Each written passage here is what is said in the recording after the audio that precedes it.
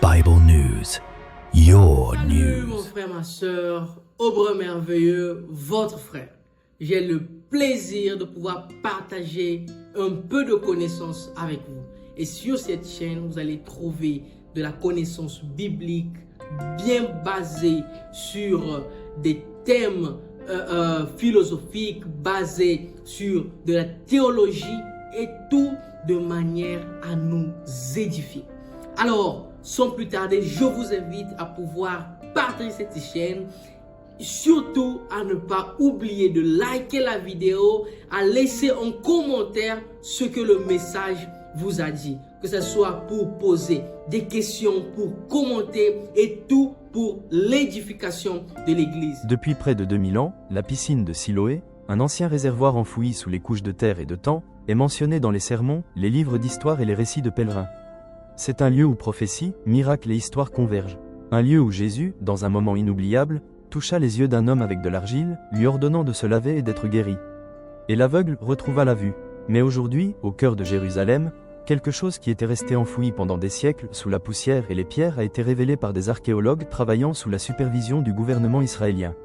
Et ce qu'ils ont découvert non seulement confirme la Bible, mais ébranle la foi chrétienne jusque dans ses racines. Car si les détails de cette découverte sont exacts, la piscine de Siloé est bien plus qu'un site historique. C'est la preuve vivante d'événements bibliques, de miracles et de prophéties.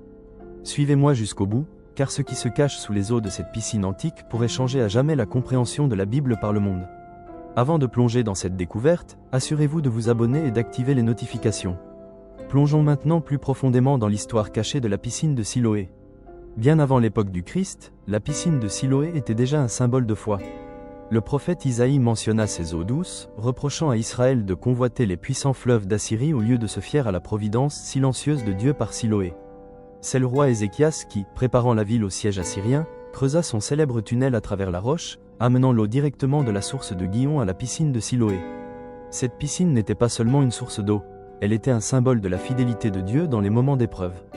Lorsque Néhémie reconstruisit Jérusalem après l'exil, il mentionna Shalom, fils de Coché, un homme pieux, qui répara la muraille près du jardin du roi, à côté de la piscine de Siloé. D'Isaïe à Ézéchias, de Néhémie au Christ, Siloé a témoigné à travers les siècles que Dieu fournit toujours de l'eau vive à son peuple. Mais c'est à l'époque de Jésus que cette piscine a connu son moment le plus inoubliable. L'évangile de Jean raconte qu'en traversant Jérusalem, Jésus vit un homme aveugle de naissance. Cet homme n'avait jamais vu la lumière du jour. Il n'avait jamais vu le visage de ses parents, ni le temple briller au soleil. Dans ce vide, Jésus se pencha, cracha par terre, fit de la boue avec ses mains et l'appliqua sur les yeux de l'homme. Puis il donna un ordre simple. « Va te laver au réservoir de Siloé. » Obéissant, l'homme tâtonna jusqu'au réservoir. Il se lava et, lorsqu'il releva la tête, la lumière inonda ses yeux pour la première fois. Le ciel, les pierres, les arbres, le temple, tout se révéla en couleur et en clarté. Il revint, voyant. Ce miracle secoua Jérusalem. Certains se réjouirent, d'autres doutèrent, d'autres furent indignés. Mais pendant des siècles, les sceptiques réduisirent cette histoire à une leçon spirituelle, une parabole narrative.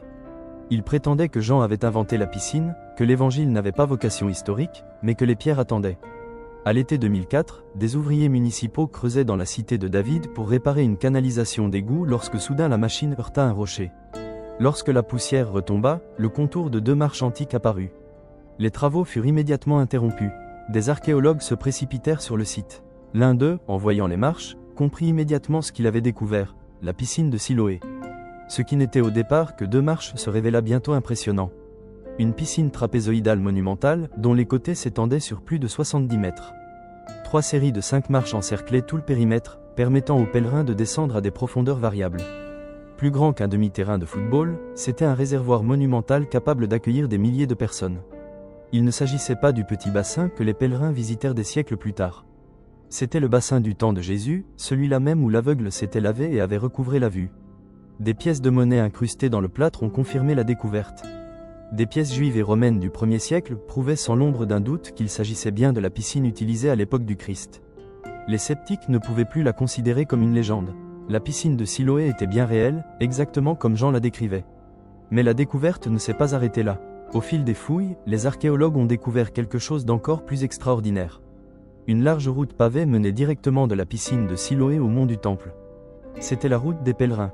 Pendant des siècles, les fidèles juifs se baignaient dans les eaux de Siloé pour se purifier, puis remontaient cette route en chantant des psaumes en montant au temple de Dieu. Imaginez la scène. L'homme guéri, recouvrant la vue, descendit les marches, les yeux écarquillés, émerveillé par la vue de la ville qu'il ne connaissait auparavant que par les sons. Jésus lui-même aurait parcouru ce chemin, montant avec ses disciples, enseignant au passage. Chaque pierre porte encore les traces d'innombrables pas, l'écho des voix chantant des psaumes d'ascension. Je me suis réjoui lorsqu'ils m'ont dit « Allons à la maison du Seigneur ». Pour les sceptiques, ce fut une révélation bouleversante. Si la piscine était réelle, si la route était réelle, alors l'histoire était solidement ancrée dans la réalité. Il n'était plus possible de réduire l'évangile de Jean à une simple allégorie. L'histoire avait confirmé l'écriture. Pendant des années, les critiques ont prétendu que l'évangile de Jean n'était pas fiable. Ils disaient qu'il avait été écrit trop tard, trop spirituel, trop symbolique pour être pris au sérieux. Ils insistaient sur le fait qu'il n'avait aucun rapport avec des lieux réels ou des événements historiques. Mais la découverte de la piscine de Siloé a fait taire ces accusations. La piscine était réelle, la route était réelle. Et si Jean avait raison sur ce point, sur quoi d'autre pouvait-il avoir raison? Sur la croix où Jésus est mort? Sur le tombeau d'où il est ressuscité? Les pierres laissent peu de place au déni. L'archéologie ne peut prouver la foi, mais elle élimine une à une les excuses à l'incrédulité. Et c'est pourquoi cette découverte terrifie les athées. Elle discrédite un argument de plus contre la fiabilité de la Bible. Elle force à la constatation inconfortable que les évangiles n'inventaient pas des histoires, mais consignaient l'histoire. Soyons clairs, nous ne croyons pas que la Bible soit la parole de Dieu parce que l'archéologie le prouve. Nous croyons parce que, comme l'a écrit l'apôtre Paul, toute écriture est inspirée de Dieu et utile pour enseigner, convaincre, corriger et instruire dans la justice. Le Saint-Esprit témoigne dans nos cœurs que la Bible est la parole vivante de Dieu. Mais des découvertes comme la piscine de Siloé nous rappellent que notre foi n'est pas aveugle. Elle nous encourage, nous fortifie et nous montre que la croyance au Dieu de la Bible est non seulement raisonnable, mais aussi profondément ancrée dans l'histoire. Dieu n'a pas besoin de pierres pour prouver son identité, mais les pierres continuent de crier. La piscine de Siloé est restée cachée pendant près de 2000 ans, enfouie sous les décombres, oubliée par le temps, discréditée par les sceptiques. Mais aujourd'hui, il se lève à nouveau, témoignant par chaque pierre que la Bible avait raison. L'évangile de Jean n'était pas une allégorie, mais une vérité dont ont témoigné ceux qui voyaient. La guérison de l'aveugle n'était pas un mythe, mais un miracle. Et le même Jésus qui a rendu la vue ce jour-là est celui-là même qui offre la vie à tous ceux qui croient en lui. Jean lui-même l'a dit mieux que quiconque.